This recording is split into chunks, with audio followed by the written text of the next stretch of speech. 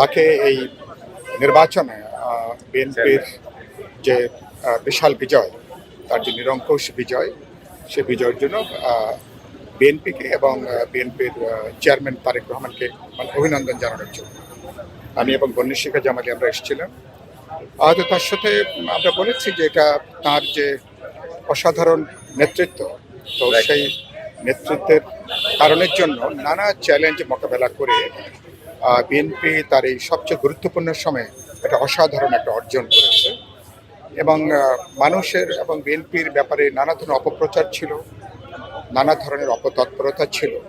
তো সব কিছুকে মোকাবেলা করে তারেক রহমানের নেতৃত্বে এবং বিএনপির লিডারশিপের নেতৃত্বে তারা আসলে মানুষের মন তারা জয় করেছেন। সেই জায়গা থেকে মানুষ নিরঙ্কুশভাবে মানুষ বিএনপিকে মানুষ তো নির্বাচিত করেছেন। আরেকটা যে আমি ওনাকে বলেছি যে এখন তারেক রহমানের নেতৃত্বে আশা করি আগামী পরশুদিন তার নেতৃত্বে যখন নতুন সরকার গঠিত হতে যাবে, তিনি একটা প্রগতিশীল গণতান্ত্রিক একটা বহুত্ববাদী এবং একটা অসাম্প্রদায়িক বাংলাদেশের তিনি নেতৃত্ব প্রদান করবেন, সে আশাবাদ আমি ব্যক্ত করেছি।